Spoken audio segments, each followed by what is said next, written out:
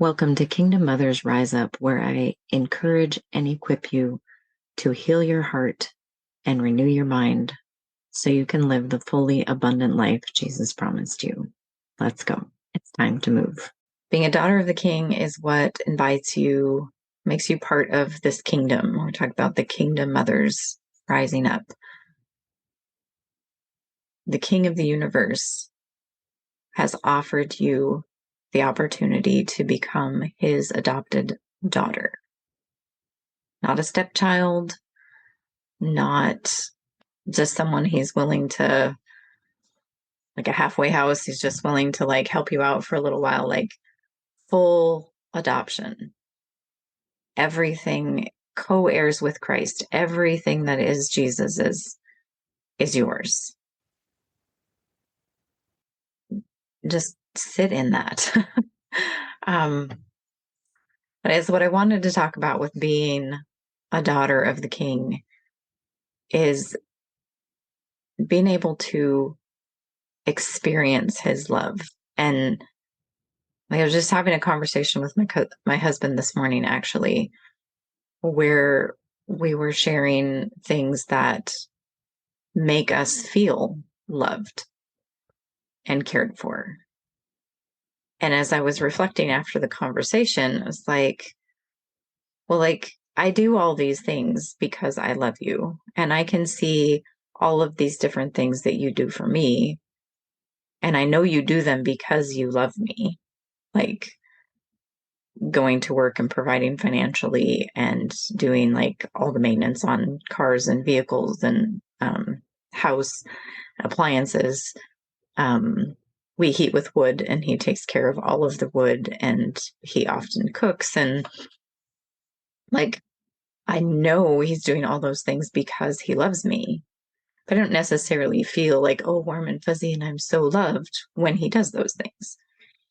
And by the same token, I do his laundry and cook most of the meals, raise children and keep the house and pray for him and all these different things that I do that he knows I do and he appreciates that I do, but he doesn't necessarily feel all warm and fuzzy, loved and cared for because I do those things either. It's so it's kind of making me see how important the difference is between knowing that we're loved and feeling that we're loved. Because if there's a specific behavior that I can do that makes him actually feel loved instead of having to just know that I love him, how much more impactful is that? And likewise, if he can do something where he knows I will feel loved, the difference that impact makes instead of me just having to remember yeah, I know I'm loved. And that's how my relationship with God has been, or how it was for most of my life. And it still can be at times, I guess, of yeah, I know you love me. But he doesn't want us to just know. He wants us to experience, to feel loved. And I know at a time in my life, I resisted that. I was that's presumptuous. How can I tell God I want to feel your love? That's just presumptuous, I guess. That's the only word that's coming to mind. But thinking about it in this context, if you're a gift from that he made for himself, which you can listen to that episode, that you're a gift, then why would he not want me to feel his love? If he wants a relationship with me, if he wants me to be his daughter, why would he not want me to feel his love? As a mother, I want my kids, yes, I want them to know that I love them, but I want them to feel loved and cared for. Because as a child, I knew I was loved, but I didn't very often feel I was loved. And there's such a difference. And where would we get that desire from if it didn't come from the Lord himself?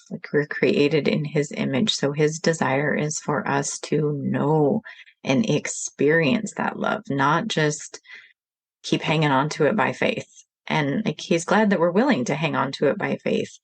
but we don't have to. We can learn to experience his love. And it actually takes practice. And at first, I just thought that was terrible and that I was just really pathetic, that I would need to practice receiving love. But the reality is, we're supposed to practice receiving love and bringing joy to people as children. And so we don't even know we're practicing, because that's just what life is supposed to be when we're a child. People loving us and delighting in us, and we just receive it all and soak it all up, because life is all about us when we're kids, and God designed it that way. If that didn't happen for you and you weren't treated in ways that made you feel loved, and you more had to be told, well, this is love, or even worse, like, I'm spanking you because I love you. Well, yeah, maybe. But like, that doesn't make any sense to a kid. And if we're being disciplined, that is an act of love, and it does not always feel loving. But if we're being punished, there's not punishment in love. First John talks about that. Like, if there's fear and punishment, that's not love. But we're told it is. So it gets all confused, and we're not getting the practice, the natural practice that we should get, if we're not getting those behaviors that make us feel loved and cared for. So then when we're adults, we do have to actually practice receiving. And I'll do more. Maybe I'll do an episode on I'll do an episode on just practicing receiving, where I'll walk you through, I suppose it would be a guided meditation, to spend time with the Lord, to focus on him and actually feeling his love for you. And if meditation is a scary word to you, it's God's idea. It means to think on and contemplate. And like, I think in the Hebrew part, one of the connotations of it is to like chew on something. So if his word is bread and meat for us, we need to chew it. We need to spend the time to chew on it and process it and incorporate it into who we are. And so practicing meditation is simply, I mean, you can obviously do meditation in ways that are not honoring to God, but if your focus is on him and his truth, the practice of meditation in and of itself is not bad, I guess is what I'm saying. It depends on what you are meditating on and what you are trying to gain from it. So yeah, I'll do another podcast on that you can use as a practice to experience his love, and just leave you with that you are a loved daughter. And we'll see you in the next episode.